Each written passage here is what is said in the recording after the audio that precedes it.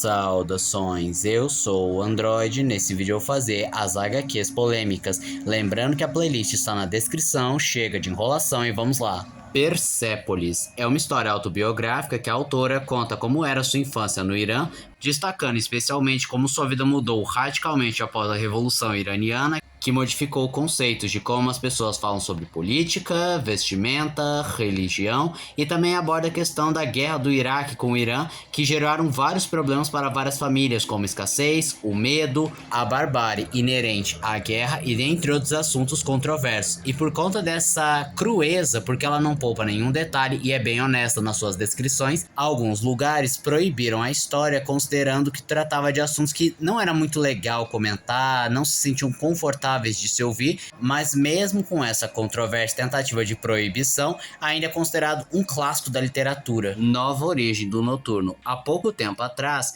uma HQ dos X-Men acabou mudando a origem do Noturno, revelando que a Mística é o pai e a Sina é a mãe, em que a mesma acabou virando um homem usando material genético do Azazel que estava no seu corpo e fecundou a própria Sina, e assim elas tiveram seu próprio bebê. E muita gente criticou por causa da mudança, considerando que era uma lacração, que não fazia sentido. E outras pessoas tentaram defender, dizendo, não, mas veja bem, desde sempre o Chris Claremont queria que elas fossem a mãe do Noturno, mas a Marvel era homofóbica e machista, então não permitiu, mas muita gente defendeu que a Marvel não permitiu porque essa ideia era bizarra mesmo.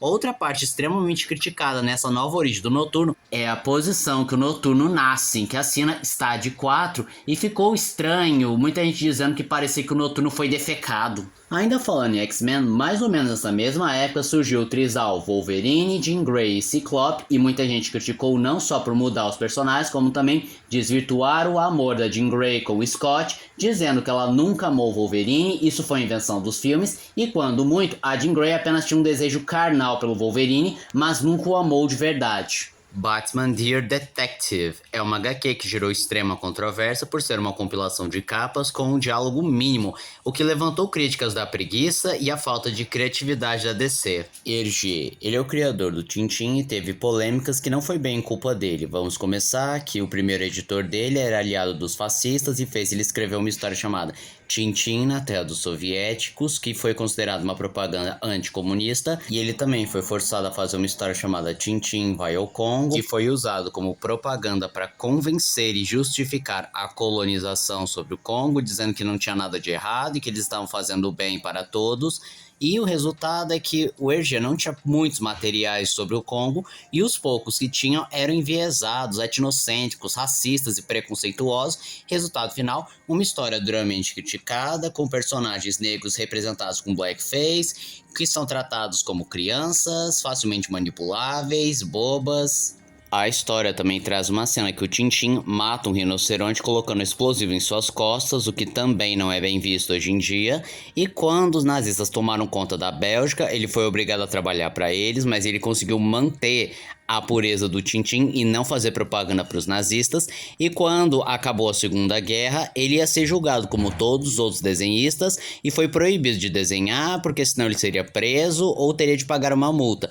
Porém, conseguiram encontrar uma brecha mostrando que ele não trabalhou para os nazistas, não fez nenhuma propaganda para eles, ele apenas estava fazendo histórias do Tintin, sendo inocente como sempre.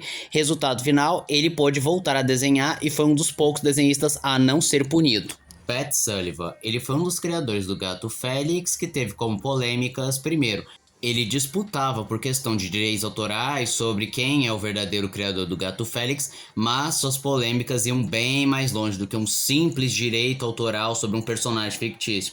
Pois ao começar, que ele escreveu uma história chamada Sambo and His Funny Noises. Ao começar, que esse título é completamente pejorativo e preconceituoso com negros, a história é entupida de estereótipos preconceituosos, comentários racistas e, é claro, os personagens sendo representados com blackface. Ele também foi criticado por fazer uma HQ com várias piadas sexistas e ele também já foi preso por abusar de uma menor de idade e, pior, passou sífilis para ela. Quadrinhos de As Meninas Superpoderosas. Esses quadrinhos foram duramente criticados em relação ao seu cânone e também era fortemente debatido se fazia ou não parte da história original e eram consideradas fracas e apenas repetição de episódios com pequenas mudanças. Outros apontam que o fracasso das HQs foi ofuscada pela webcomic Powerpuff Girl D, Posteriormente, a IDW Publishing renasceu os quadrinhos, superando a DC Comics, sua editora anterior, e inclusive eles fizeram uma versão oficial, entre muitas aspas, de Powerpuff Girl D. Vincent Nigant, ou Blitzman, como ele é conhecido. Ele é um dos escritores e ilustradores da webcomics Powerpuff Girl D, e ele se envolveu em polêmicas, como por exemplo, uma fancomic de As Terríveis Aventuras de Billy Mandy, em que revelava que a Mandy planejou o atentado do 11 de setembro, o que foi considerado insensível e cruel, só que ele não se desculpou pela sua decisão, e ele também foi criticado por ser fã de loli art, ou seja, você pega um personagem e transforma numa loli, ou apenas deixa com características bem mais infantis. Resumindo, ele gosta de lolicon. E havia também fanarts dele com personagens menores de idade.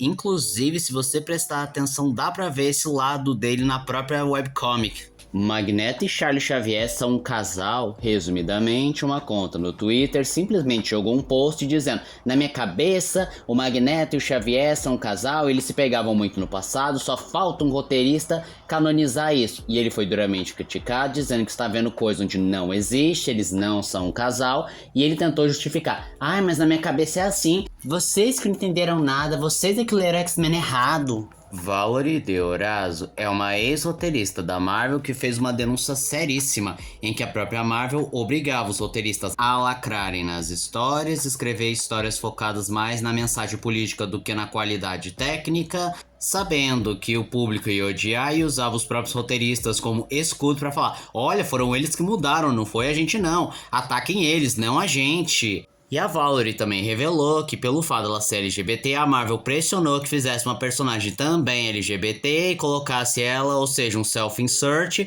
apenas para irritar os fãs e usarem ela como um escudo. Mulher Maravilha, número 8. Nessa edição, ela enfrenta o Soberano, que acaba prendendo ela com o laço da mentira e começa a fazer lavagem cerebral e torturá-la, lendo passagens da Bíblia sem contexto e favorecendo o mesmo para deixá-la submissa a ele, mas ela acaba escapando do controle mental, rompendo o laço ao perceber que provavelmente o laço da mentira não é indestrutível. E depois ela acaba dizendo: eu não acredito no seu Deus. E muita gente considerou que isso era um ataque direto ao cristão, dizendo que a Bíblia aliena, é retrógrada, machista, e ainda apontaram o fato de quem escreveu a história ser o Tom King, um escritor com viés bem mais à esquerda. Só que outros tentaram argumentar dizendo que não era um ataque ao cristão, porque o Soberano apenas usa passagens específicas para favorecer a ele, não usa a Bíblia verdadeiramente, mas o caso que vale ser citado é do ex-roteirista e artista David Williams, que trabalhou para a DC e disse que a partir de agora iria boicotar a DC, visto que ele é um cristão fervoroso.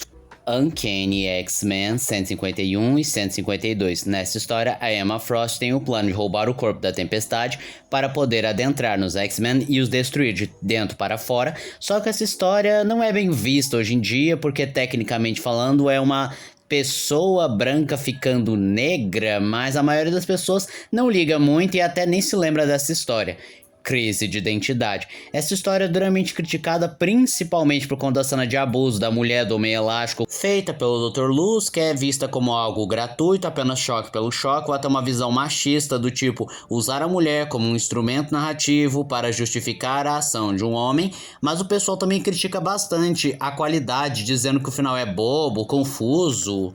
Uncanny X-Men 296. Nessa história, a vampira acaba pegando os poderes do Getaway para usar no combate, só que gerou duas controvérsias. A primeira é o fato da vampira ter ficado com a pele escura, o que não faz nenhum sentido, levando em conta que a maioria dos poderes que ela rouba, ela não adota a pele da pessoa, a menos que isso seja importante para o poder. E o segundo é, claro, consideraram sendo racista porque é uma mulher branca ficando negra. Steamboat, ele era amigo e aliado do Shazam, que na época se chamava Capitão Marvel, só que hoje em dia ele é um personagem que envelheceu muito, mas muito mal, a um ponto de não poder voltar, em que basicamente ele é retratado como um blackface, muito comum daquela época, e que ele também é um personagem atrapalhado, bobo e até meio idiota, o que não envelheceu muito bem. Marvel Spotlight número 29. Essa deveria marcar a primeira aparição do Cavaleiro da Lua, porém essa história traz um pequeno detalhe que fez envelhecer mal, em que o Cavaleiro da Lua acaba chamando o personagem maricas, ou seja, é uma HQ vista hoje como homofóbica.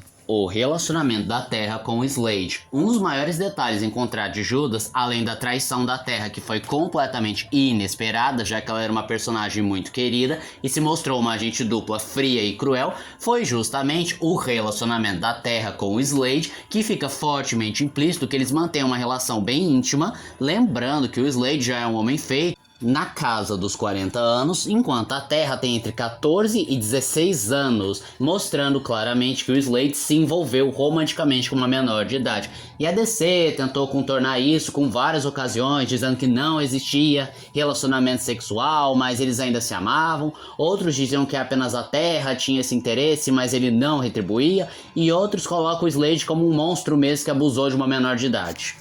E esse foi o vídeo de hoje. Se você gostou do vídeo, se inscreve no canal, compartilha o vídeo, comente, dê seu like. Também não esqueça de ativar as notificações, chave de like caso gostem dos meus vídeos. E se aparecer opção hypar pra você, hype o vídeo, isso me ajuda bastante. Se puder, vire membro, ajude o canal. Então eu sou o André, digo tchau.